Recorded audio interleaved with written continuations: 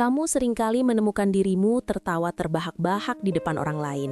Namun begitu sendirian, rasa hampa dan kesedihan itu kembali menghantam. Pernah nggak sih, sis?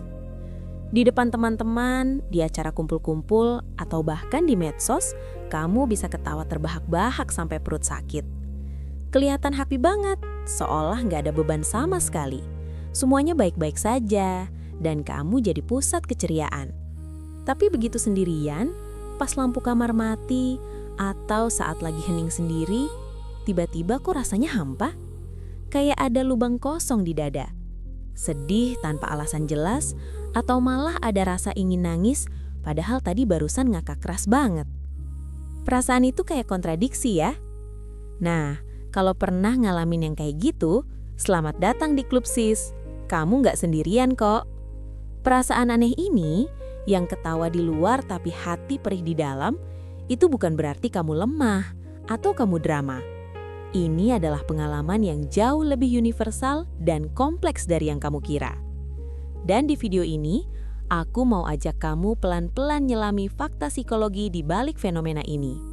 Jadi usahain ya sis, tonton videonya sampai akhir, karena bisa jadi ada satu bagian yang bakal bikin kamu ngerasa, oh, pantasan selama ini aku kayak gini.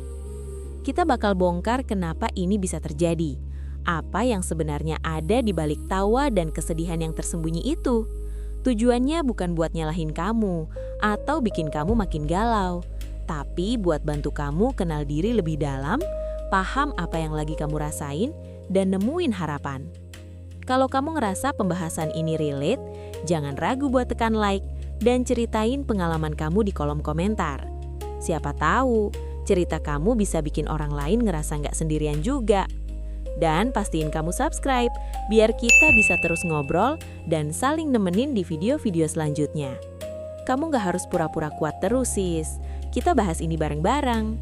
Pertama, yang perlu kamu pahami, tawa yang kamu tunjukkan itu seringkali bukan sekadar akting atau pertunjukan. Otak kita itu pinter banget, sis.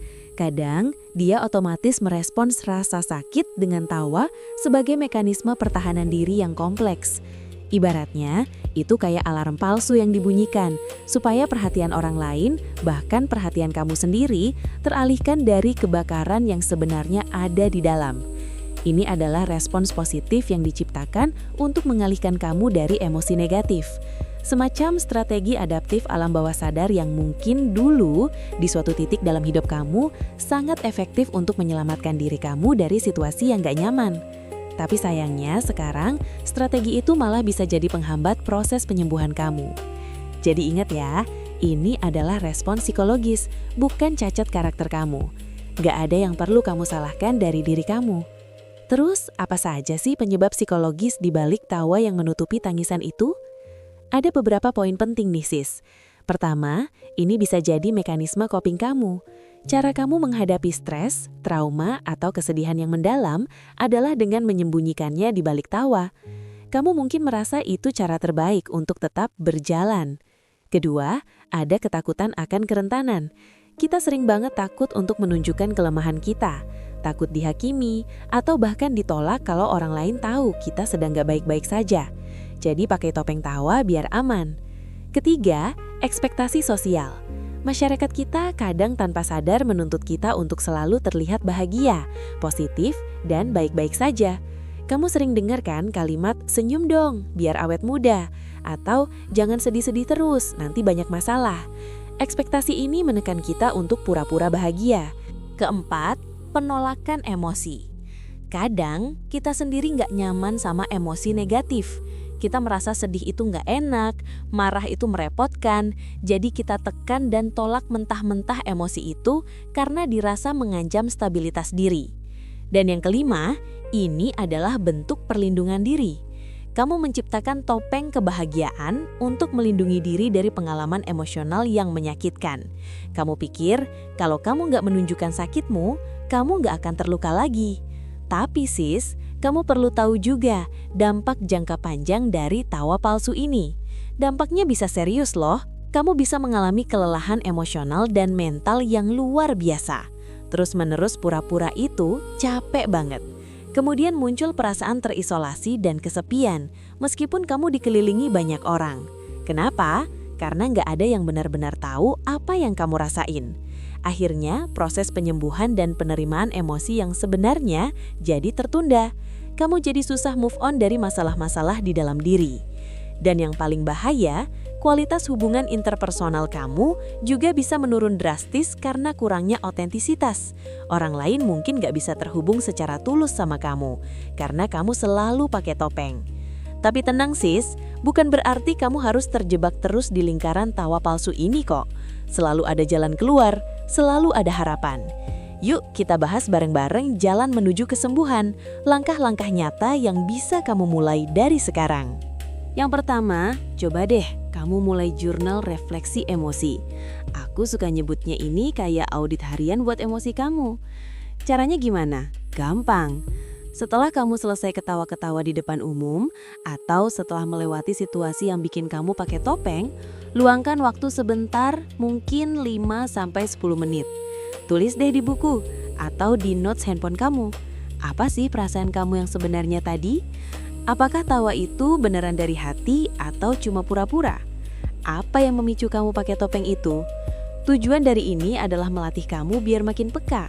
Biar kamu bisa kenal disonansi emosi yang kamu rasakan, yaitu perbedaan antara apa yang kamu tunjukkan di luar dengan apa yang kamu rasakan di dalam.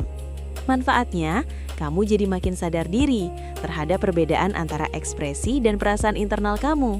Kamu jadi tahu kapan kamu lagi acting dan kapan kamu beneran happy. Kedua, kamu perlu ruang aman berbagi. Gak perlu langsung curhat ke semua orang di grup WhatsApp sis, mulai dari yang kecil dulu. Coba deh identifikasi 1 atau 2 orang terdekat yang paling kamu percaya. Orang yang kamu tahu akan mendengarkan tanpa menghakimi. Lalu, mulai deh berbagi hal-hal kecil secara bertahap. Gak harus langsung bongkar semua luka. Mungkin cerita aja kalau hari ini kamu lagi gak enak badan, atau lagi mikirin sesuatu yang sepele dulu. Ini penting banget buat membangun jembatan antara topeng yang selama ini kamu pakai dan diri kamu yang sejati. Manfaatnya, beban emosional kamu akan berkurang dan kamu bisa membangun koneksi yang jauh lebih otentik dengan orang lain. Ketiga, ayo kita cari tawa yang otentik. Ini artinya, kamu harus mulai mencari dan terlibat dalam aktivitas atau momen yang benar-benar memicu kegembiraan tulus dari dalam diri kamu. Ingat-ingat lagi, kapan terakhir kali kamu ketawa ngakak sampai perut sakit bukan karena drama atau basa-basi. Mungkin itu pas lagi main sama hewan peliharaan, dengerin musik favorit, ngopi di taman, atau ngelakuin hobi kamu yang dulu sempat kamu lupain.